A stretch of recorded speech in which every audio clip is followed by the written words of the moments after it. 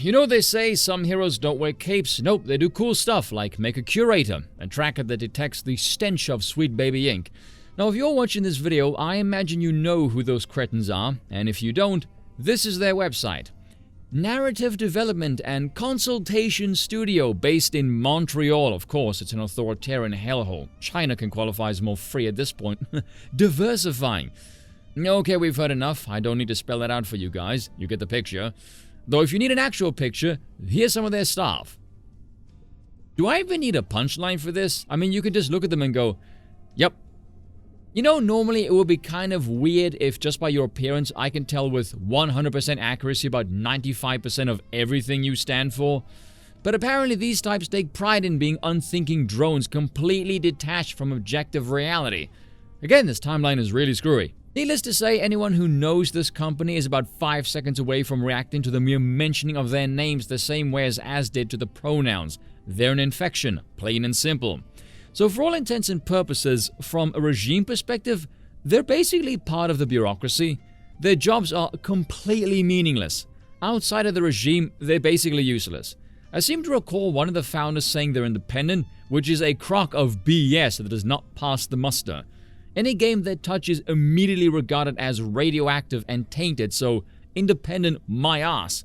Somewhere behind the scenes, someone is doing some seriously shady financing. I would bet my bollocks on that one. Which brings us to the Curator that someone released on Steam. Very simple, it's like Ronseal, it does exactly what it says on the tin. And yes, I did just use an actual product slogan for a punchline. I feel wild today, blame the whiskey.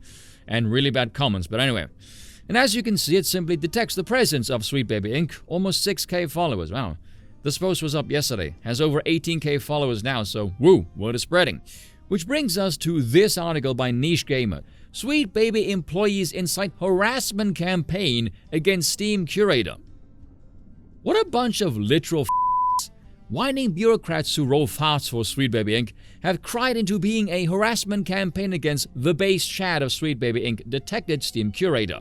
The curation page is intended to inform users whether a game has been infected with the stench of the Montreal-based bureaucracy of radioactive cringe. Sane people with brains and functioning eyes who rightly despise Sweet Baby can see that their malicious intentions of promoting subpar loose stool water is done at the expense of a game's narrative quality. Meanwhile, the whinging nappy wearers at the Montreal HQ of Arse have whined at the Curator of being based against an annoying bunch of wankers that no one likes, and have mocked the Curator's attempts to legitimize their work by avoiding loaded language and instead focusing on informing consumers. The nappy wearers in question, Chris Kindred and Felix Kramer, have both mentioned the Curator. Meanwhile, Kindred has encouraged their brainless lemmings to mass flag the Curator as well as his personal Steam account, seemingly to punish him.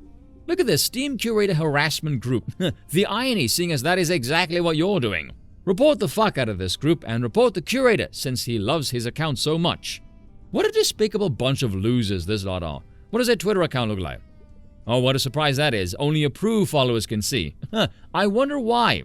Could it be because you'd very likely land yourself in a mental asylum after you'd be humiliated, annihilated with a nuclear stockpile of criticism aimed at your hated and subversive attempts at poisoning everything with identity politics like a damn virus? I would bet heavily on that one, actually, and I'm pretty sure you guys would as well. Look at the profile pic.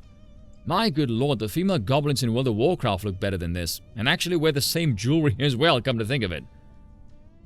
I don't know if that's more offensive to the pic or the goblins. No, probably the goblins, actually. Although this is funny. For example, at Steam doesn't have guidelines for curators, as far as I can tell, that would prevent someone from starting a curation group that focuses on, say, Sweet Baby Ink and warns people to not buy games they're associated with, which could just list any game at all. So you are tacitly admitting your studio is toxic as hell and any game labeled with it is bad and destined to tank. That is quite the delicious mask-off moment right there.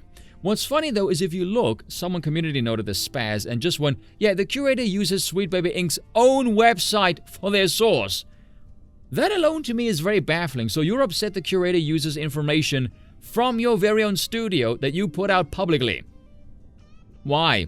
If I didn't know any better, I would say it's just the existence that drives them insane, and more people knowing about it and making the rounds is going to snowball and grow. Well, hopefully anyway. But come on, Sweet Baby Ink is not exactly a hidden secret these days.